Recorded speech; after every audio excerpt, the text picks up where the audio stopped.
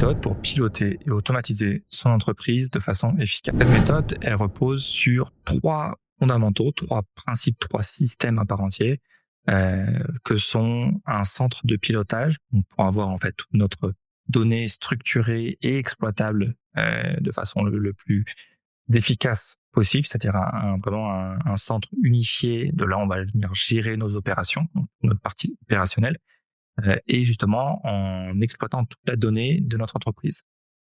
Ensuite, on va avoir un centre d'automatisation qui va être en fait notre centre d'orchestration de workflow.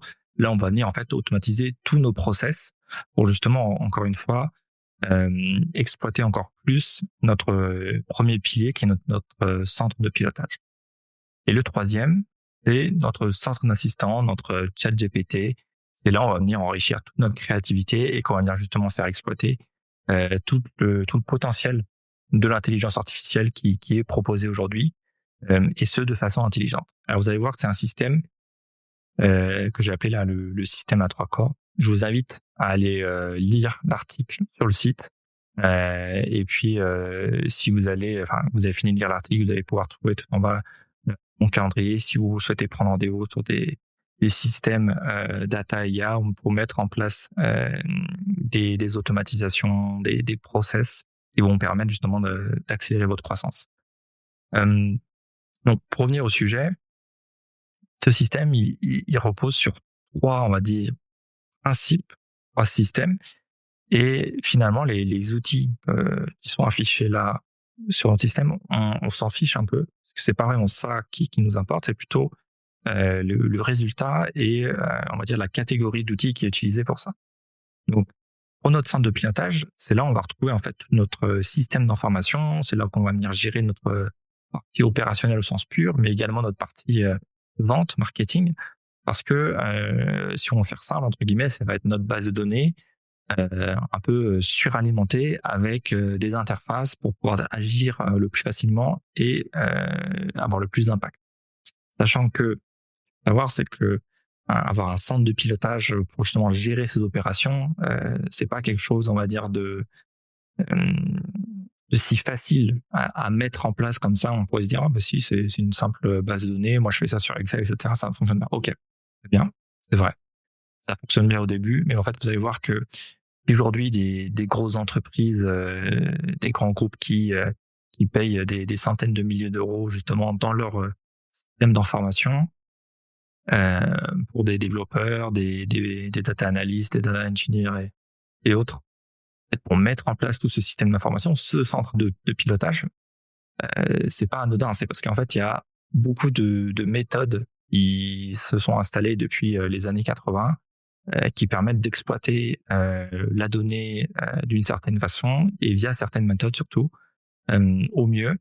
Et donc pour ça, il y a ce qu'on appelle tout le chemin de la valorisation de la donnée, qui part vraiment de la donnée brute jusqu'à sa valorisation à son potentiel, son potentiel plus ou moins haut, via des rapports, via directement des actions à effectuer par la suite.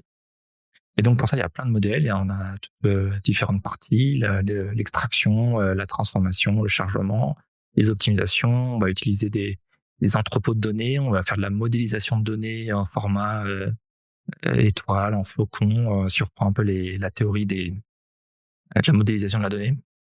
Et donc tout ça, ça va nous permettre justement d'avoir une vue, une overview sur nos opérations, et pour ensuite justement mieux opérer et mieux délivrer. L'outil que je présente là sur l'écran, c'est Airtable, parce que forcément, c'est, on va dire, le plus connu quand on commence son activité. Voilà, aujourd'hui, il est quand même connu, mais il y en a plein d'autres. Honnêtement, encore une fois, je le redis, hein, l'outil, on s'en fiche. On pourrait prendre par exemple un outil comme Bezero, qui est open source, qui est en fait un concurrent de Airtable. Il y en a un autre qui s'appelle NoCoDB. Il y en a d'autres aussi également dans le privé, comme Softair. Vous pouvez prendre également des bases de données, on va dire classiques, relationnelles, SQL, du Postgre. Vous pouvez, en fait, on peut concrètement tout faire, même avec du Excel, effectivement. C'est que souvent, c'est comme ça que on va dire beaucoup commencent. Peut-être même vous qui regardez la vidéo, vous avez commencé ou vous êtes encore sur Excel, justement, vous voulez aller dans l'étape d'après, là-dessus, je vous invite encore une fois à aller lire en fait les différents retours d'expérience et des systèmes mis en place chez des clients, sachant qu'en fait, ça, ce sont des systèmes vraiment qui concernent tout le monde. Tu peux faire quelques dizaines de milliers d'euros par mois à quelques milliards d'euros par mois, par mois peut-être par an plutôt, mais bon bref, peu importe. Il y a aucune entreprise aujourd'hui des plus grandes qui n'ont pas un vrai système d'information qui est ultra poussé. Alors bien sûr, le but là c'est pas de faire un cours sur les entrepôts de données, les nouvelles data platforms modernes, toute la stack Lakehouse avec des Snowflake, des Databricks, etc. Là, c'est pas la question. Il y a des articles que j'ai des articles où vous pouvez aller justement les lire sur comment quelles sont les méthodes qu'on utilise justement pour ingérer des milliards de données dans des systèmes d'information. Là, c'est pas notre but. Nous, on veut se concentrer sur ce qui marche, ce qui est efficace et ce qui est vraiment, on va dire, le plus simple à mettre en place, qui devrait être premièrement mis en place. C'est ça, c'est avoir un centre de pilotage pour pouvoir justement guider et opérer plus simplement son entreprise, son activité. Deuxième chose à avoir, un deuxième socle, c'est forcément la partie orchestration, parce qu'une fois qu'on a une bonne partie opérationnelle qui est bien insérée dans notre portail, qu'on souhaite aller plus loin, en fait, on a envie d'aller plus vite sur certaines opérations. Typiquement, ça va être comment est-ce que je livre des clients tous les jours sur je sais pas, je suis une agence web, je fais du développement de sites internet. Ok, je veux aller beaucoup plus vite sur ma livraison. À chaque fois que j'ai des clients, je dois envoyer certains documents, je dois envoyer certains contrats, je dois envoyer un devis, je dois faire une propale, peu importe. Et bien, tout ça, c'est là en fait où un centre d'automatisation va nous permettre d'accélérer beaucoup de process lorsqu'ils sont bien cartographiés. Et d'ailleurs, c'est pour ça que très souvent, n'importe quelle agence par laquelle vous vous tournez pour faire justement ce genre de système vous fera très souvent, ok, on discute un peu sur pas forcément les spécifications, mais au moins un semblant d'audit pour justement évaluer en fait les process en cours et comment est-ce qu'on peut justement partir de cela pour aller plus loin et pour aller encore une fois dans augmenter la croissance de son entreprise, sachant encore une fois que j'insiste il faut éviter de venir automatiser des process qu'on n'a jamais eu. J'insiste, c'est que le meilleur process, le meilleur workflow, on va dire, c'est pas le workflow tentaculesque que vous voyez parfois sur YouTube avec 50 000 nœuds, au contraire même, que c'est très dur à maintenir. C'est le workflow qui fait 3, 4, 5 nœuds, qui résout un truc, entre guillemets, un process un peu bidon, mais qui fait gagner peut-être 2 ou 3 minutes 20 fois par jour. Donc ça, c'est un bon process. Parce qu'il est facile à maintenir et parce que il a un vrai rendement. Donc on parlera des KPI, tout ça après, mais un centre d'automatisation, voilà, c'est le deuxième pilier sur lequel il faut s'appuyer si on veut croître son activité. Donc pour ça, il y en a plusieurs, des outils, il y en a même plein, j'ai envie de dire, aujourd'hui, ça s'enrichit tellement vite le marché, en fait. Alors, le marché des automatisations en tant que tel, il existe depuis longtemps, mais je veux dire, depuis l'arrivée de l'IA, etc., on voit quand même beaucoup de nouveaux outils low-code, no-code qui sortent, qui émergent. On a du N8N, on a Make également qui est très connu, Zapier qui est là depuis quand même beaucoup de temps. Auparavant, on avait forcément dans l'industrie, du moins dans les grands groupes, on avait beaucoup d'outils type ETL, des Talend, quoi d'autre, encore pour les plus anciens, du Oracle, Data Intégration, enfin beaucoup d'outils qui permettent justement d'orchestrer des workflows qui sont aujourd'hui toujours utilisés dans des grands groupes et qui tournent. En fait, il y a beaucoup de schedules qui tournent dans les entreprises pour justement faire de l'extraction et du chargement de données dans des systèmes d'information. Et donc là, sur les outils, si on veut partir au plus simple, on peut prendre encore une fois du N8N parce que c'est open source. On peut prendre par exemple du Langflow, on peut prendre du quoi d'autre. Il y a des nouveaux, un nouveau système là, justement d'OpenAI qui est sorti, le Agent Builder, j'ai oublié son nom. Bref, des centres d'orchestration, d'automatisation, il y en a plein. Prenez, on va dire, celui qui est le plus flexible. Moi, j'aime bien N8N parce que justement, il est assez flexible, il est assez populaire et donc on va retrouver aussi beaucoup de documentation et la communauté qui va vite, on va dire, enrichir l'outil. Donc là-dessus, c'est un point pour moi qui est important parce que si on prend par exemple un peu l'historique d'N8N, savoir que une des particularités d'N8N, c'est justement de pouvoir créer des agents IA. Et quand on utilise un agent IA, on aime bien justement l'exploiter, non pas dans N8N, mais dans un autre outil, dans un front. C'est d'ailleurs le troisième pilier qu'on va voir par ensuite, mais il y a quelque chose qui est très banal aujourd'hui quand on utilise ChatGPT, c'est la partie streaming. C'est-à-dire que le fait que les messages soient envoyés à chaque token qui est généré, pas exactement, mais je vulgarise, on va avoir le message qui arrive en entrée, ce qui fait que au bout de 2-3 secondes, on a déjà un premier message, on n'a pas besoin de trop attendre. Auparavant, il y a quelques mois, il y a 4-5 mois même pas, ça n'existait pas dans N8N. Ce qui veut dire qu'en fait, si vous voulez, N8N, il y a les semaines, tous les 2 semaines, il y a des nouvelles mises à jour qui sont très intéressantes et qui sortent.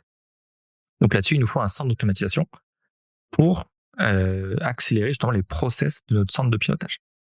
Troisième pilier qui est vraiment intéressant et sur lequel il faut aussi s'appuyer et surtout ne pas négliger, surtout en 2025, là où en fait l'IA commence à vraiment imposer un grand pied sur les marchés de l'industrie, c'est la partie IA, et pour ça, c'est avoir un centre d'assistants.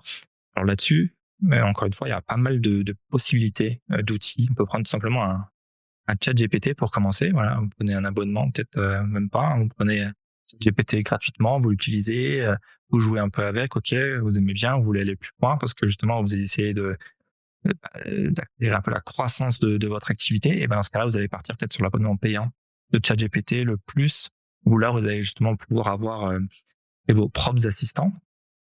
Et puis même parfois, même connecter un peu, commencer à connecter vos outils. Vous allez dire, ok, c'est super, j'ai un assistant, je l'ai structuré comme ça avec mon prompt système, je lui ai rajouté un peu de context engineering.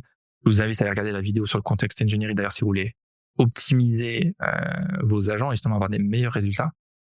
Et ben, ok, vous êtes sur le plan de ChatGPT+, vous souhaitez aller plus loin parce que par exemple, vous vous dites, ok, mais en fait, moi, j'ai créé certaines automatisations, j'aimerais vraiment pouvoir les exploiter à leur plein potentiel en appelant mes automatisations depuis, par exemple, certains assistants IA, et j'ai envie qu'ils puissent les contrôler, etc.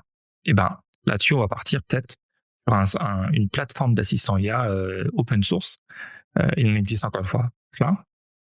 Là, je vous montre à l'écran qui s'appelle OpenWebUI, qui est une plateforme d'assistants IA qui est assez connue, qui permet justement de créer des assistants, rattacher des bases de connaissances, exploiter des workflows N8N. Bref, tout ça, c'est des choses que je vais vous montrer dans d'autres vidéos. Le but, c'est pas d'aller en détail, mais plutôt de vous montrer un peu la théorie, les concepts de ce système à 3 corps. Donc, ce système à 3 corps, vous voyez que il s'articule en fait de plein de façons. On peut le combiner soit avec un centre de pilotage, un centre d'automatisation, juste un centre de pilotage, un centre d'assistant avec un centre de pilotage, etc. Ce qui fait qu'on va avoir certaines combinaisons. Et puis vous vous en doutez, si on a les trois, on arrive dans l'entreprise qui va être totalement orchestrée et alimentée par de l'IA et qui va être, on va dire, entre guillemets, l'entreprise la plus, au sens théorique, la plus efficace possible. Mais pour ça, il faut le faire de façon intelligente. Et c'est là où, en fait, par exemple, moi, avec ce que je fais au quotidien, comment est-ce que j'intègre des systèmes au quotidien, j'arrive à apporter une certaine clarté sur les choses à ne pas faire, les choses à faire et un peu comment guider. Donc voilà, je vous présente ce système, je vous invite à aller voir le lien dans la description encore une fois pour justement en savoir plus, lire l'article complet sur le site internet. Et puis si vous allez tout en bas, vous allez directement pouvoir accéder à mon calendrier. Puis je vous invite à prendre rendez-vous si vous souhaitez vous aussi implémenter votre système à 3 corps, que ce soit un centre de pilotage pour vos opérationnels, un centre d'automatisation pour orchestrer vos workflows, ou encore une fois un centre d'automatisation, un centre d'assistant, pour gérer votre créativité, votre visibilité sur les réseaux avec la génération de contenu, etc., automatisé. Bref, je vous invite à aller directement sur l'article en question. Vous allez retrouver tous les liens dans la description de la vidéo.